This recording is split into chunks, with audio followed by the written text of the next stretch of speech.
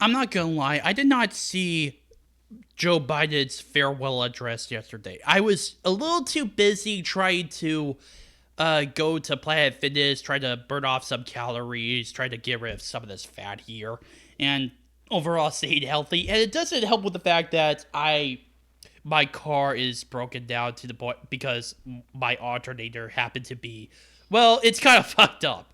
So yeah, that's a really nice thing. But I look back on the farewell address, and it is probably the most bitter address that I have ever seen, as well as a little bit of gaslighting and hypocrisy. It's just basically Joe Biden saying that, oh, I see a dark future for America. It's gonna be a massive oligarchy, which is rich coming from this guy.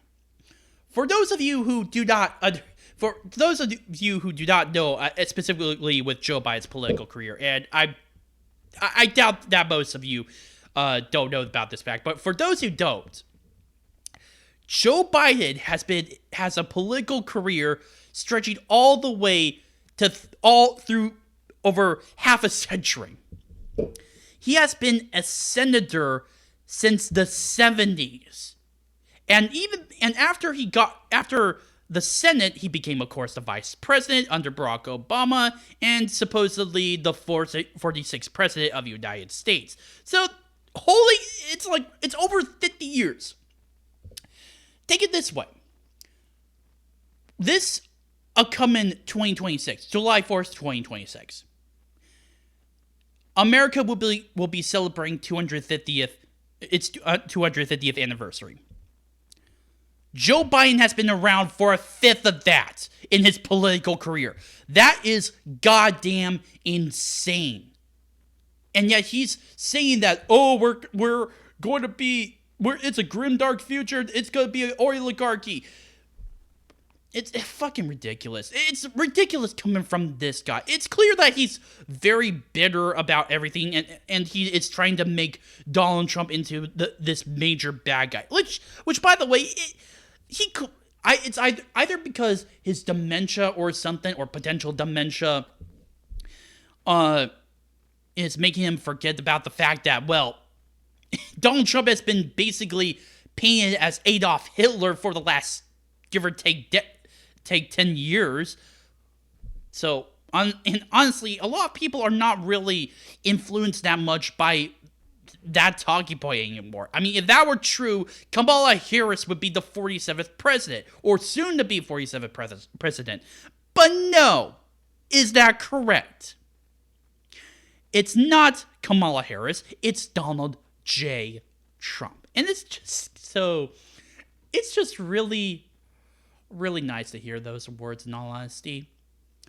But to continue on, he also mentioned about the tech industry, how there is no fact check, that we need to get them to be held accountable and that sort of thing, because of the spread of misinformation and disinformation, which again, coming from this guy who specifically colluded with many of these groups, from Twitter before it was bought by Elon Musk. I mean, say what you will about Elon Musk, but he has, I mean, don't get me wrong, there's much that I have an issue with that guy, but you have to admit that X, as it is now, or Twitter, whatever the hell you want to call it, it's much better than it was before.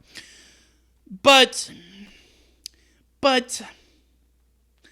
to continue, but I'm digressing. It's Joe Biden and his own administration colluded with big tech to censor people who were questioning the COVID-19 vaccine.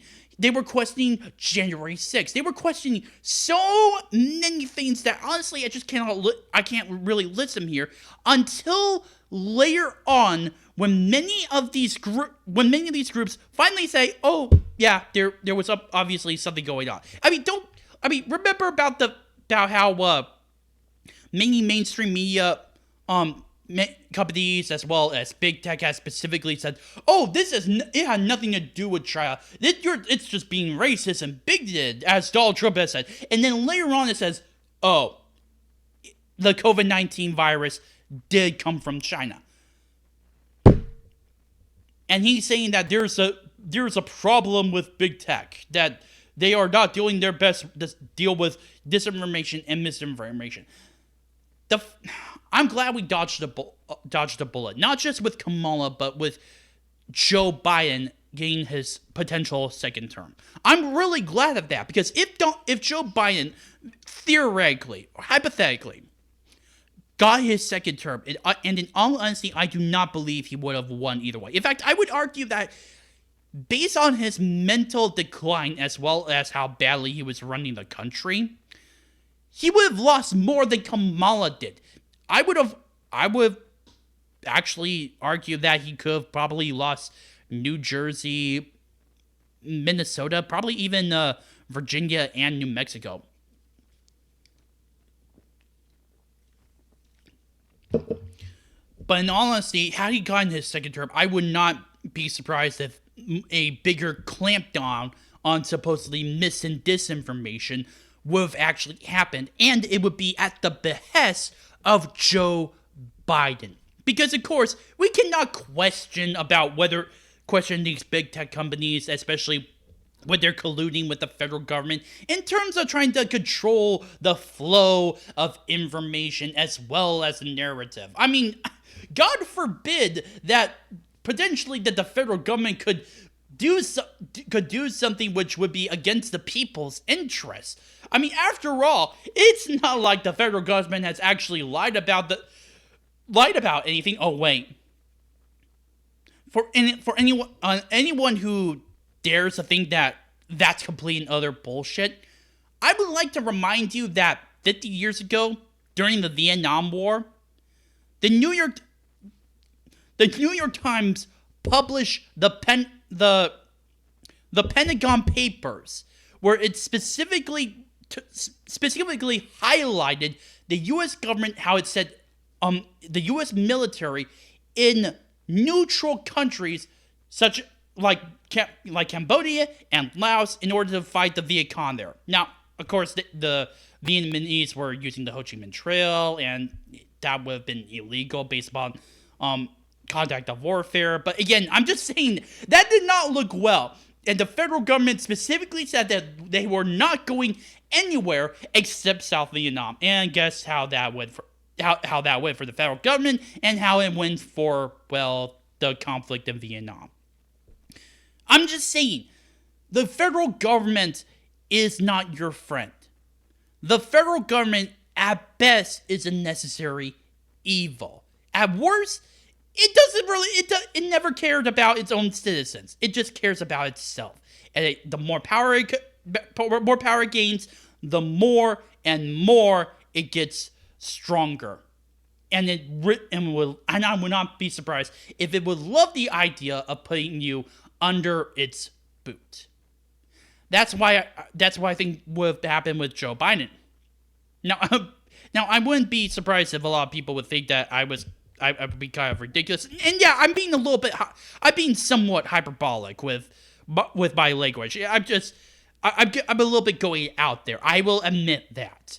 But nonetheless, just the way how Joe Biden has been treating this country, and of course the failure of diplomacy and how badly everything was going on in the on the world stage, it just... And of course, let's not forget about the constant gaslighting about the economy, about illegal immigration, and that sort of thing. I'm just glad that Joe Biden is finally leaving. As I'm making this video, 3 more days before Donald Trump is inaugurated. 3 more days, and hell will be over with. We won't have to deal with his bullshit. We won't have to deal with his falling down the stairs. We won't have to deal with his weird talking points, considering his weird talking phrases, considering the fact that he may possibly be having dementia or Parkinson's or whatever. We won't have to deal with that because he won't be in control. Or at least he wouldn't seem like he would be in control anymore.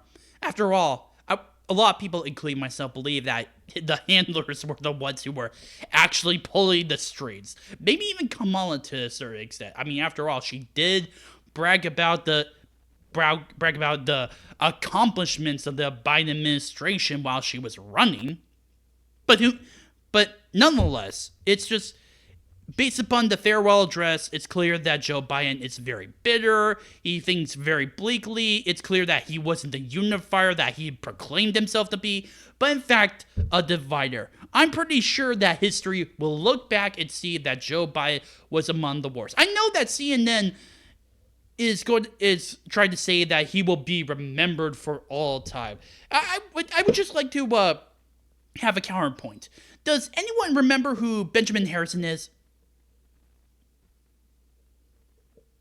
If the answer is no, then there's a good reason for that, because the predecessor to Benjamin Harrison, and Benjamin Harrison was a Republican, was Grover Cleveland. And who succeeded Benjamin Harrison? Grover Cleveland. I'm just saying. Not many people remembered Benjamin Harrison. And why the hell would he? Because, especially considering that Grover Cleveland is pretty well known at this point, especially when there's new talk about it, thanks a little bit to Donald Trump.